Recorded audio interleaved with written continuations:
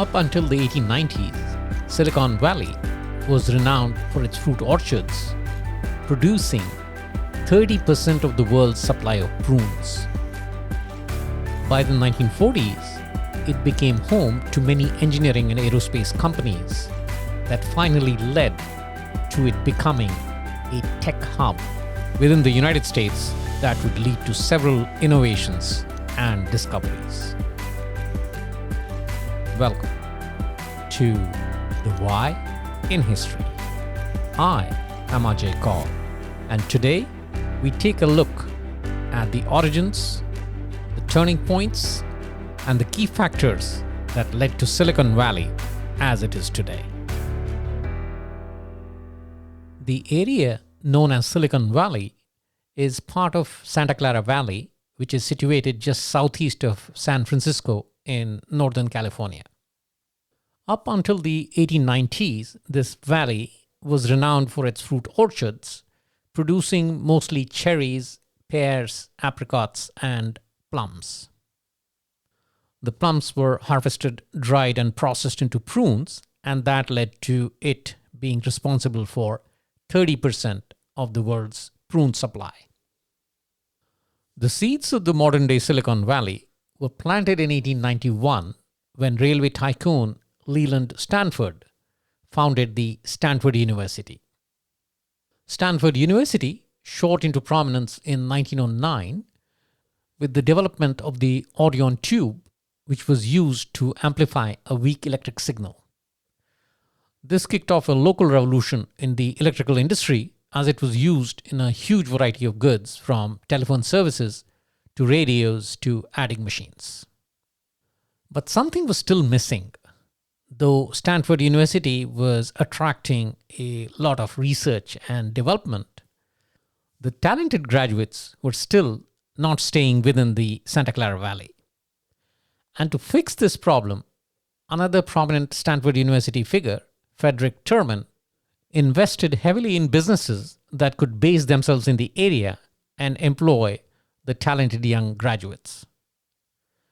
One such business was the original startup, an electric company started in a garage by Stanford alumni William Hewlett and David Packard, aka Hewlett-Packard. By the 1940s, Santa Clara Valley had blossomed into an industrial hub with many engineering and aerospace companies providing crucial wartime services. This included the manufacture of radios, radars, and electric equipment for the US government. In 1951, Frederick Terman took his investment a step further and established the Stanford Industrial Park. This milestone was really the true start of the Silicon Valley as we know it today.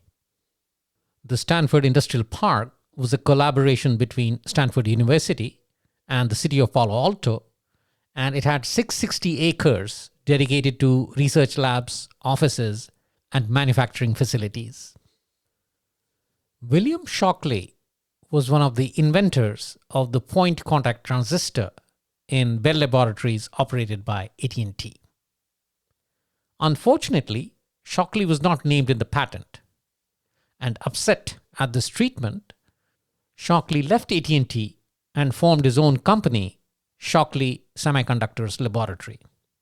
And in 1955, Shockley Semiconductors made its base in Mountain View in the Santa Clara Valley. And right away, Shockley started looking for the most gifted talent within the Santa Clara Valley. And among his finds were Gordon Moore and Robert Noyce. Now, Shockley could be a very difficult person to work with. And one of the major differences his engineers had with him was with respect to the material to be used in semiconductors. A group of engineers that included Moore and Noyce advocated for the heat-resistant silicon as the semiconductor material, whereas Shockley felt that germanium was a better choice. And this major difference led to 8 of the engineers, often known as the Traitorous 8, leaving the company in 1957 and forming Fairchild Semiconductor.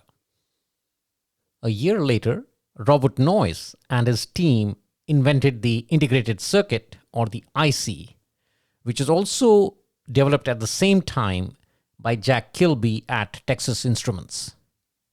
And the IC was the technological invention that ushered in the digital era. Silicon Valley was born, and along with it, the era of modern computing. In the 1950s, the US and the Soviet Union indulged in a stiff space race. That is the competition to gain superiority in space. The Soviets took an early lead with the launch of the Sputnik satellite. And this prompted President Dwight Eisenhower to create NASA and the DARPA, or the Defense Advanced Research Projects Agency. And these two departments almost had unlimited funds. And in the early 1960s, DARPA was funding more than 70% of all computer technology research in the US. And many new firms in the Silicon Valley jumped on the bandwagon, and very soon the entire area became a hub for the development of US ballistic missiles program, as well as the technology being used in military satellites. Fairchild Semiconductor too jumped on the bandwagon and transformed itself into a huge tech giant. And around this time, Gordon Moore became famous for the Moore's Law. That was the theory that the number of transistors in an IC would double every 2 years. During the 1960s, the space war continued, and so did the Cold War. As a result, there was a lot of technological demand, which translated into a heavy demand for integrated circuits. The Apollo program itself saw NASA sourcing an estimated 60% of all ICs from Santa Clara Valley. 1/5 of all military contracts and 44% of NASA's contracts went to companies based in the Santa Clara Valley. By 1965, the Stanford Industrial Park was home to 40 companies employing more than 11,400 people. In 1968, Robert Noyce and Gordon Moore left Fairchild Semiconductor and formed a new company, Intel. Within 3 years, Intel would produce the world's first microprocessors, leading to a new era in advanced technology that continued for more than 40 years. And in December 1969, DARPA connected 4 computer network nodes at UCLA, the Stanford Research Institute in Menlo Park, California, UC Santa Barbara, and the University of Utah. These nodes were set up in a network called the ARPANET, which was an experimental computer network program which formed the basis of what we know today as the Internet. In a 1971 article for the trade magazine Electronic News, journalist Don Hoffler termed the Santa Clara Valley Silicon Valley. And soon after that, the term stuck, and Silicon Valley became the accepted name for the Santa Clara Valley area. So I've been talking about ICs and microprocessors, so it is important to know the difference between the two.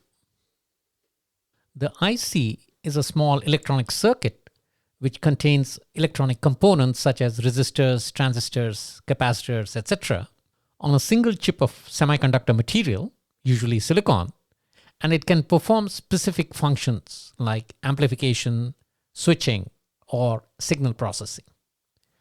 A microprocessor, on the other hand, is a small computer chip that is the central processing unit of a computer, and it has the ability to perform a much wider gamut of computing tasks. So a microprocessor is a more general-purpose computing task performer as opposed to the specific set of tasks that the IC performs. And that is why the advent of the microprocessor coincided with the exponential growth of computer tech starting in the 70s. The risk-free funding from the US government and the military was the catalyst towards the growth of the Silicon Valley in the early days. In 1972, though, two venture capital firms were founded in the Silicon Valley, Kleiner Perkins and Sequoia Capital, and these companies still exist today. Kleiner Perkins actually was founded by another ex-Fairchild Semiconductor employee who was part of the original Traitorous 8 from the Shockley Semiconductors. And there were other ex-Fairchild employees part of that Traitorous 8 group who founded other companies after Intel. And these included AMD, Teledyne, Secor, etc. The opening of the venture capital firms in Silicon Valley led to a lot of the legal firms moving their offices from San Francisco to the Silicon Valley. And the key product driving this demand was the protection of intellectual property. Between the 70s and the 80s, Silicon Valley graduated from just a hardware hub to a software hub as well. And major icons got created. These included Apple, Microsoft, Atari, Oracle, Adobe, Sun Microsystems, and Cisco. In 1981, the IPO of Apple generated $1.3 billion US dollars, and that led to a massive influx of venture capital. And to this day, Silicon Valley has more venture capital companies than anywhere else on the globe. And as technological advancement started happening at a frenetic pace, people became a lot more concerned about this pace. So in mid-80s, Silicon Valley came to be known as the Valley of Death, mainly as a reference to the concern that robotics and computers were going to replace human workers. But reality was very much the opposite. Since 1959, the Valley had been experiencing a decent job growth. In 1959, there were roughly 18,000 high-tech jobs. But by 1971, there were approximately 117,000 such jobs. And by 1990, it had doubled to 268,000 filled positions. And between 1992 and 1999 alone, Silicon Valley added more than 230,000 jobs. By now, it was accounting for roughly 40% of California's export trade. With such a high demand for computer engineers, the United States relaxed its immigration quotas for high-tech workers. And this led to a huge influx of high-tech workers from India and China. From 1975 to 1990, the foreign-born population of Santa Clara County alone doubled to 350,000. And by the dawn of the 21st century, the valley's population had grown to more than 2 million. San Jose alone grew from 200,000 in 1960 to more than 900,000 by the end of 1999, making it the largest city in Northern California. The wealth generators were electronics, computers, and computer software industries, but much of that wealth was absorbed by real estate. By the year 2000, the median price of a home in Santa Clara County was more than twice the national median for major metropolitan areas.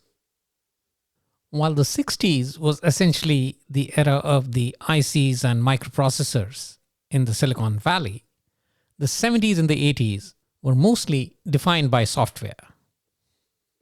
And then the 1990s brought the internet age. The internet was slow to catch on initially, but by the mid-1990s, the internet had created the dot-com boom, and investors went on a feeding frenzy. So much so that the frenzy turned into reckless spending, which ended up in a huge dot-com crash in 2000, which wiped out about $1.75 trillion worth of value in the stocks of the internet companies. Now, after the dot-com bust, it was generally felt that this was curtains for the Silicon Valley. But the interesting thing is, over the decades, Silicon Valley continues to reinvent itself. Like I said before, it started with the semiconductor era in the 60s, followed by the PC and the software era in the 70s and 80s, followed by the internet. And in the 2000s, it was the birth of social media, which had a slight overlap with the era of smartphones. So what are the key factors that lead to the constant reinvention decade after decade? The first and foremost is access to capital. As I mentioned earlier, venture capital firms flocked into Silicon Valley in the 70s, and this has continued unabated since then. And because of this, startups are able to secure substantial funding, which enables them to bring ideas to life and scale these rapidly.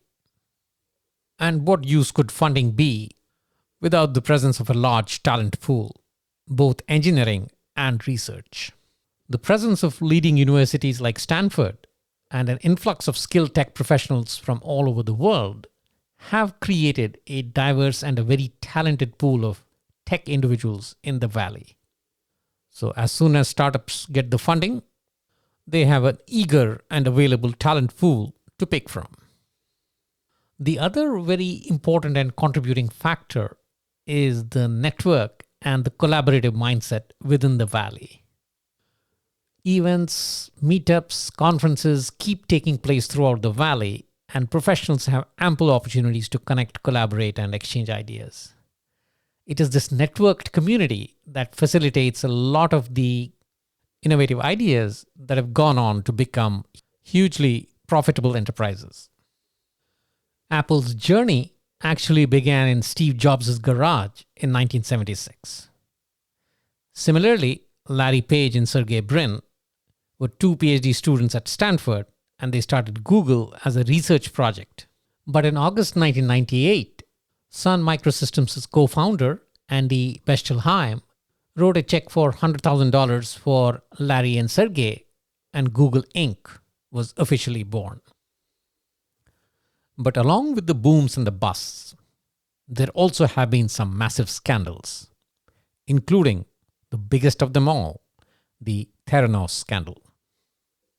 Theranos, another Silicon Valley startup, promised to disrupt the medical testing industry with a technology that could perform a range of health tests on just a small drop of blood. At its peak, the company was valued at $10 billion. And then it all collapsed.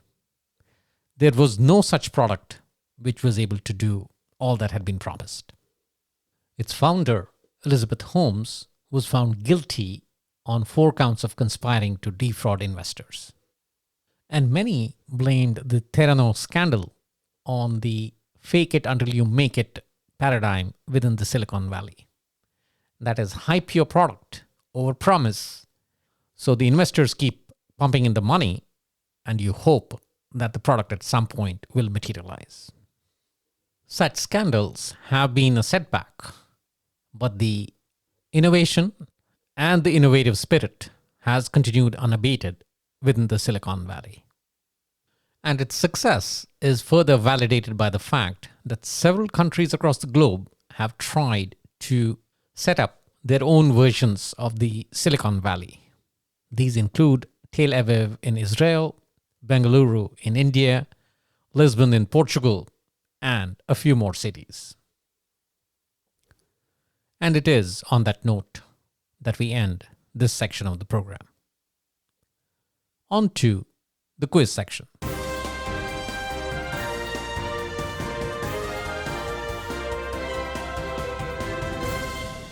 Question from the previous episode.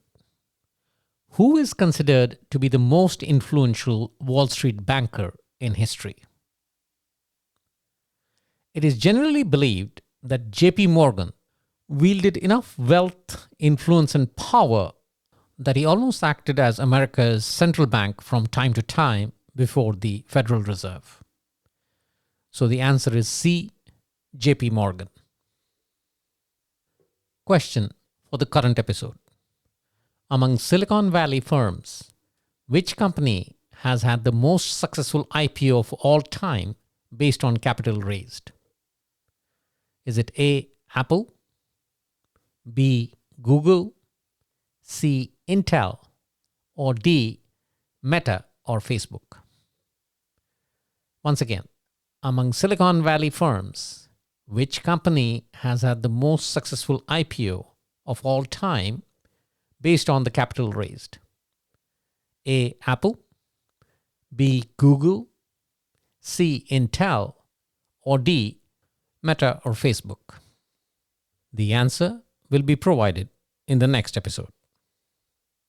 That's all we have in the current episode. In the next episode, we look at some of the most impactful political assassinations of the 20th century and how they changed the course of history. Yes, we'll also look at the JFK assassination. Till then, stay safe and keep exploring the why in history.